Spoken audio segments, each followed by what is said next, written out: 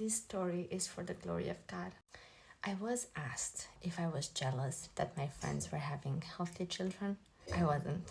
I was so happy that not one single friend of ours had to go through what we were going through. And whilst our friends were having baby showers and buying all sort of baby stuff, we were looking at funeral expenses, we were looking at coffins. We made arrangements for both situations. On the 5th of October, I was hospitalized. It hit me while I was in the hospital that this could be the last time I have a baby. I prayed and I cried Anna's prayer. At the same time, I had to pray like Jesus and be like, your will be done, not mine, because you know what's best for me. And after praying so, I just went to bed. I woke up the next morning and it was such a beautiful sunny morning. And at 11:59 on 6th October 2020, my son was born. I heard him cry. His cry was muted. You could hear that he's struggling to cry.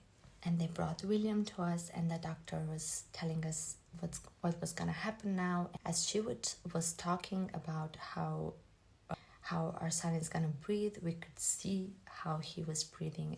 And this whole time, somewhere in the corner of the room, I just felt like Jesus was there. There was this deep sense of his presence in the room. At some point, William just stopped crying and he stopped breathing and he fixated his eyes on that corner. That was the moment where I knew this story might be over. And I don't know from where I've got this peace and this strength to tell my son, I love you. I'm so happy and grateful that you're here on this planet. But if you want to go and play with Jesus in heaven, mom and dad are going to be okay. Because of all the pain that I was feeling, I wanted to have a good goodbye for my son. Sometimes I'm thinking, what sort of faith do you have when you say things like this? And that's where my husband stepped in. In that room full of people, it was perfect quiet. My husband put his hands over Willie and starting to pray life over our son. It was such a beautiful moment, and I could hear my husband's voice speaking life over our son. And out of nowhere, our son starts to cry again. And it wasn't the muted cry that he cried before. It was stronger. It was way stronger. And then I was playing with his face and he started getting pinkier and pinkier. And he would cry and he wouldn't stop crying now, which was awesome. And that's the moment where I know that the miracle happened. We did our part as parents and we chose to bring William into the world. God did all the rest. I have to say that when God gives life, he gives it in such a beautiful way. And it may not be how you expected, and it may not be like how I imagined or expected. So I really want to encourage you. Choose life. Trust God.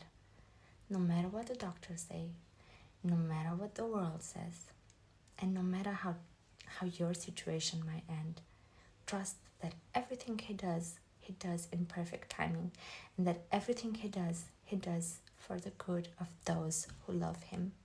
And it took me so long to tell this story because I never wanted to shine a light upon myself.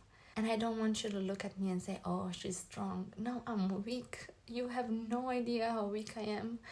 But in my weakness, God has been made strong, and he's shown his faithfulness so many times. I promised I didn't cry on camera, but here I am, because he's worth every single tear. So please choose life.